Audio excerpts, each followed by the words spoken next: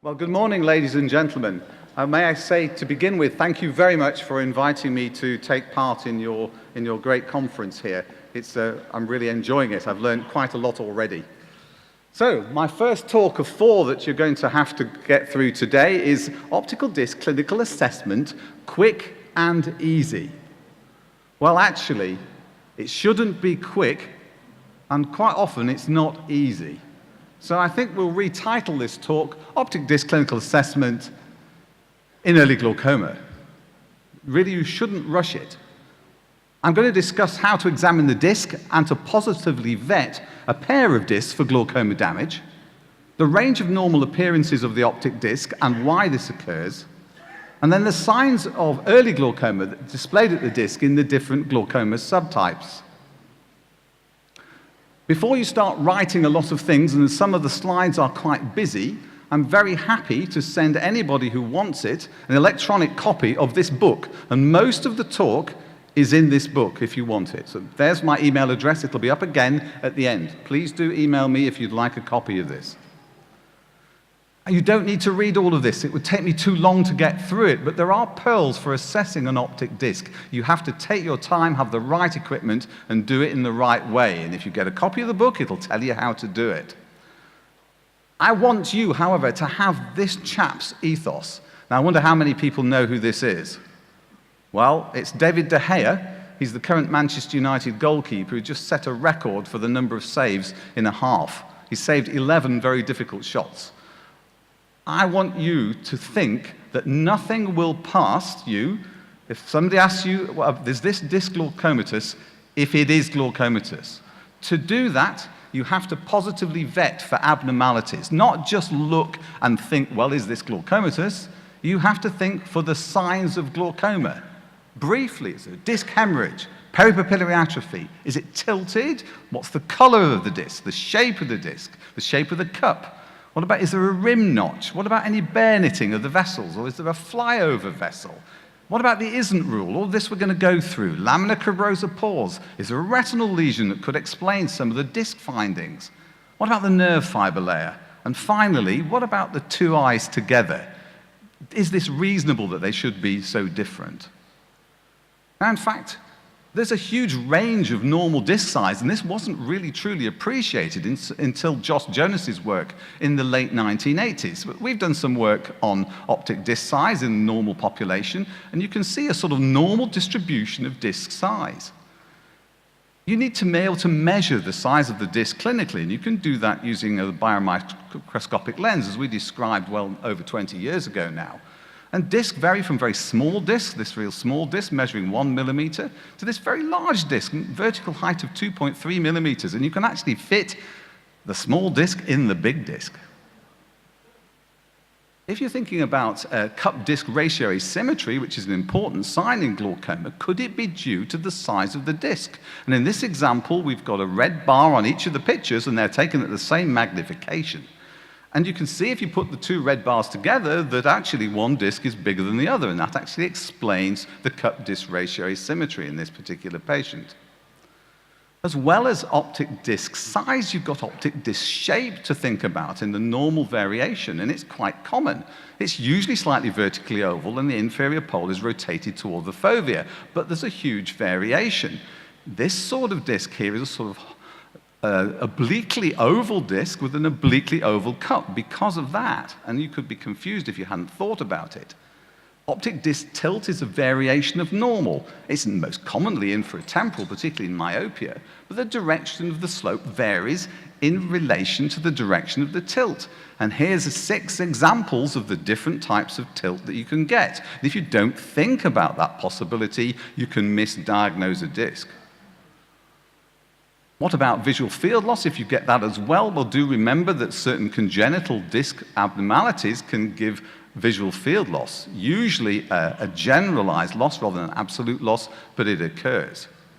Now, I know we're going to hear a lot about the myopic disc from Professor Sherowy in a few minutes' time, so I'm not going to dwell on myopic changes, but they can be difficult, as he will talk about, I'm sure.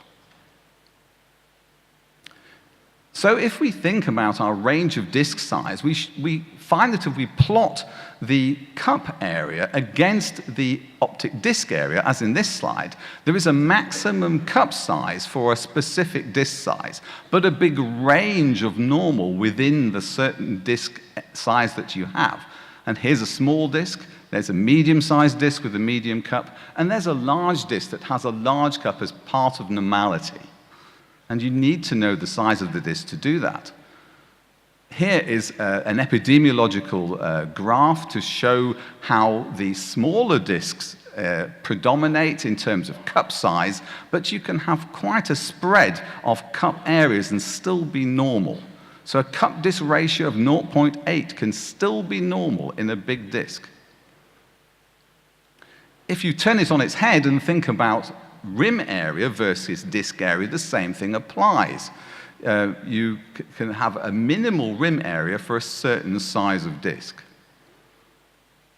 What about asymmetry? I mentioned that already in terms of optic disk size, but if the disks are the same size, what is the sort of optic cup disk ratio asymmetry that you can have in normals? And it's said to be up to 0.2. So we wanted to look at this in part of our big epidemiological study in the north of England, and we found that cup disk ratio asymmetry actually also follows a normal distribution. And if you put the 95% confidence limits on for a normal distribution, you actually get 0.2 difference between the disks. So that is a proven fact. But do remember that a cup disk ratio asymmetry is commoner in normals than it would be in glaucoma. There are more normal people with cup disk asymmetry out there than there are with glaucoma patients. Josh Jonas introduced this very useful rule called the ISN't rule, the inferior, superior, nasal, temporal rule. In other words, the inferior rim is the thickest and the temporal rim is the thinnest. But do remember that you can't use it in tilted discs, so you have to be able to identify a tilted disc. It has been criticized in various publications over the years, but I still think that it's a very useful thing to think about when you're looking at a disc. And it works best for small and medium-sized discs. And here you have two examples of inferior excavation of the disc, which are easily picked up as soon as you think about the ISN't rule.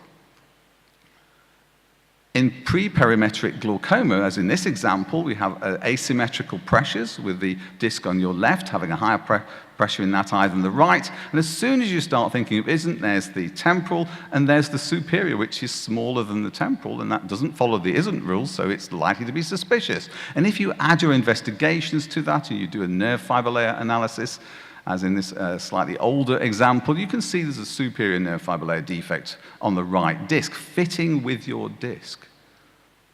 What about disc hemorrhages? Well, actually, 1% of non-glaucoma eyes aged over 65 will demonstrate a disc hemorrhage at any point in time.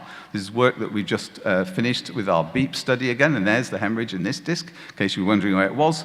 9% of glaucoma eyes have a disc hemorrhage at any particular time. So a disc hemorrhage is twice as likely to be in a non-glaucoma eye than a glaucoma eye if you disregard the rest of the disc. Disc hemorrhage can occur at any part of the disc, but it's usually inferiorly or superiorly. And here's the same disc showing a disc hemorrhage 2 years later. And when you link that to your OCT scan, you can see that inferiorly there's a nerve fiber layer loss, but actually the ganglion cell complex scans of the macula show loss both inferiorly and superiorly. And look, the patient has a completely normal field.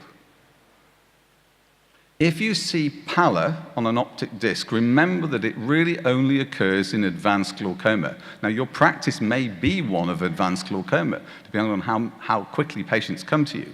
But it's either in advanced open-angle glaucoma or following an acute high pressure, as far as glaucoma is concerned. So if you see a pale disc, always consider other possibilities. And here's the field from this particular patient. Josh Jonas again described the phenomenon of excavation or cupping of a disc in the opposite part of the disc to where the vessel trunk comes out of the disc. And that's amazing how often this occurs. We know that excavation normally occurs inferiorly, but it can occur superiorly as well. And here's two examples of a disc. On your left, a superior notch, and on the right, an inferior notch. And look where the vessels are coming out from. They're coming out from the opposite part of the disc. So now if we talk about glaucoma subgroups by their disc appearance, this was described about 20 years ago by Stephen Drance and his colleagues. Either diffuse excavation, focal ischemic, myopic, or senile sclerotic. Well, in high-tension glaucoma, you get a generalized cup enlargement. You don't get so many disc hemorrhages. People tend to be a bit younger.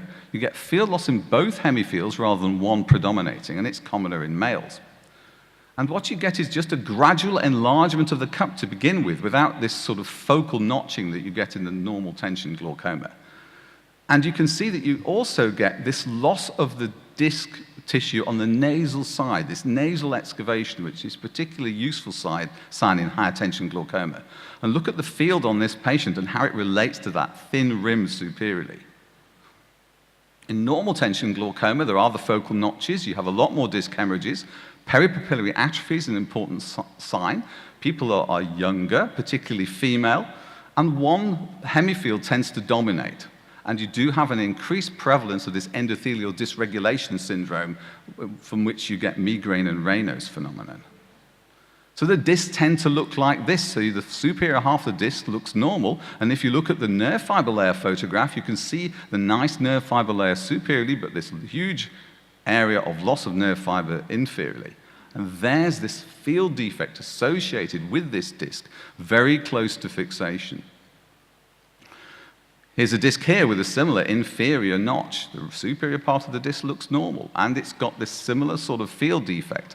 And that can be shown again to show that the anatomy fits with the disc appearance by doing an OCT scan. And there's the ganglion cell complex scan again.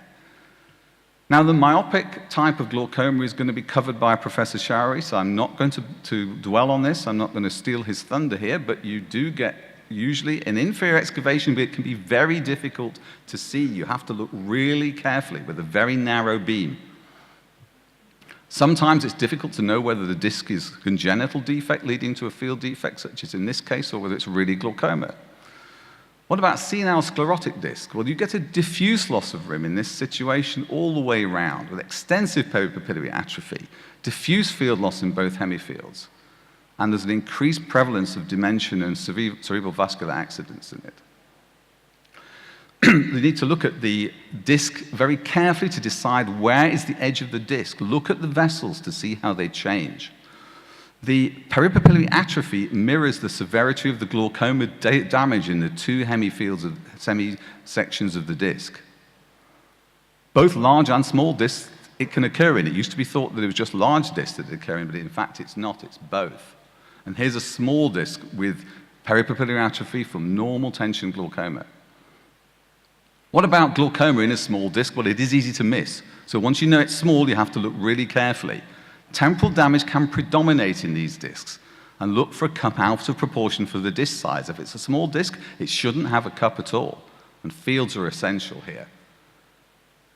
Here's an example with a small disc with diffuse excavation and an obvious field defect. You just might easily pass that disc as normal if you didn't know that it wasn't a big disc. Here's a more severe example with no temporal rim. And here we have a disc with a high pressure and central and nasal posterior bowing. It's difficult to show in a two-dimensional photograph, but believe me, it was there. And if you look with 3D with a thin beam, a high-power thin beam, you will see it. So thank you very much for listening to this first of my 4 talks. And here's the email address if you want an electronic copy of the book. Thank you very much.